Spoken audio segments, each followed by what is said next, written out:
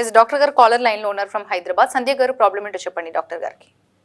Hello, good afternoon. నమస్తే అమ్మా సంధ్య గారు.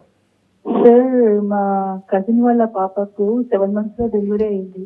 ఓకే. పాప పుట్టినప్పుడు ఏడవలేదు. ఓకే. సో పాప ఇప్పుడు ఆల్మోస్ట్ 3-4 years అవుతుంది. ఓకే. కానీ పాప ఇంకా కూర్చోలేకపోతుంది. తర్వాత మాటలు రావట్లేదు, యాక్టివిటీస్ లేవు అసలు. ఓకే.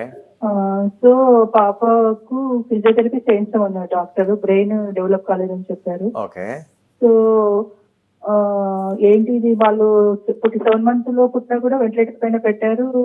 బ్రెయిన్ కి ఫిట్స్ వచ్చినప్పుడు కూడా ట్రీట్మెంట్ చేశారు డాక్టర్స్. ఓకే. కానీ ఇంకా ట్రీట్మెంట్ ఉంటుందా? నేను చెప్తానమ్మా మీకు మంచి give the right answer to you.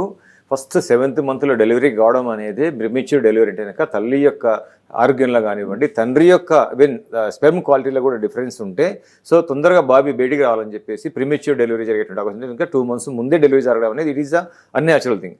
So అంటే కనుక ప్రాబ్లమ్స్ ఏదైనా ఉంటేనే ఇటువంటి కండిషన్స్ ప్రిమెచ్యూరిటీ అనేది జనరల్గా జరుగుతూ ఉంటుంది. అదే పాప నడవడం లేదు, కమ్యూనికేషన్ లేదు అంటే కనుక కంపల్సరీ నర్వస్ సిస్టంలో డిస్టర్బెన్స్ అనేవి ఉంటాయి.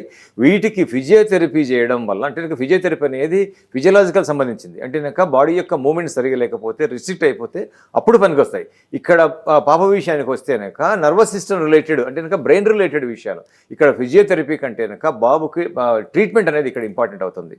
సో త్రూ హోమియోపతి ద్వారా ఖచ్చితంగా ఈ న్యూరలాజికల్ డిజార్డర్స్ మనం తీసుకోవచ్చు. అది మైల్డ్ ఆటిజమా, ఏడిహెచ్టీయా అనేటువంటిది జనరల్గా మనం అంటే కనుక ఒక 20 minutes కేస్ టేకింగ్ ద్వారా అంటే కనుక ఇక్కడ రూట్ కాజ్ కూడా ఇంపార్టెంట్. అంటే కనుక 7th month డెలివరీ అయింది అంటే కనుక సంథింగ్ ఇంటర్నల్ డిస్టర్బెన్స్ వల్ల మాత్రమే తల్లి యొక్క ఆరోగ్యంలో కానీ ఈవెన్ తండ్రి యొక్క అది కూడా ఇక్కడ కన్సిడర్ చేయాల్సింది వస్తుంది.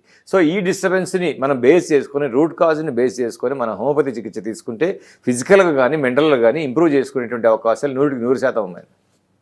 Yes sir. డాక్టర్ గారు, కొంతమందిలో ఫ్రీక్వెంట్ అబార్షన్స్ చూస్తుంటాం. ఇలాంటి ఫ్రీక్వెంట్ అబార్షన్స్ వల్ల ఫ్యూచర్లో పుట్టే పిల్లలకి ఎలాంటి ఇబ్బందులు ఎదురవుతాయి సార్? జనరల్గా అబార్షన్ అనేటువంటిది it is unethical, it is a crime. అంటే కనుక మన బాడీ అబార్షన్ అయింది అంటే కనుక సంథింగ్ ఇంటర్నల్ డిస్టర్బెన్స్ వల్ల అంటే కనుక మనం అబార్షన్ చేయించుకోవడం అనేది ఒక స్టెప్ అయితే సెల్ఫ్ అబార్షన్ అనేది కనుక అయిందనుకోండి సమ్ ఇంటర్నల్ డిస్టర్బెన్స్ వల్ల మేబీ హార్మోన్ డిస్టర్బెన్స్ కావచ్చు, ఆరోగ్య పరిస్థితులు సరిగా లేకపోవడం వల్ల తల్లిదండ్రుల యొక్క ఆరోగ్య పరిస్థితి సరిగా లేకపోవడం వల్ల కూడా అబార్షన్ కావచ్చు. అబార్షన్ అయింది అంటే కనుక something there is a disturbances in the health conditions of the parents. It is not a correct system. So ఇటువంటి అబార్షన్ కనుక ఫ్రీక్వెంట్గా జరిగేటోళ్ళలో హార్మోన్ డిస్టర్బెన్స్ ఎక్కువ ఉండే అవకాశం ఉంటుంది.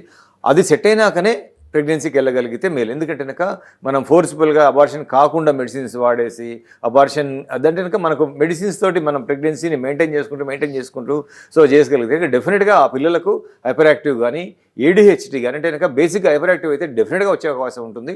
ఆ తర్వాత హైపర్ యాక్టివ్ లెవెల్ హయ్యర్ లెవెల్లో ఉంటే దాన్ని ఏడిహెచ్టీ అంటాం. ఏడిహెచ్టీ ఇంకా ఎక్కువ లెవెల్లో మనకు కనిపిస్తే దాన్ని ఆటిజం అంటాం. సో అబార్షన్ అనేటువంటి నాట్ హెల్తీ కండిషన్స్.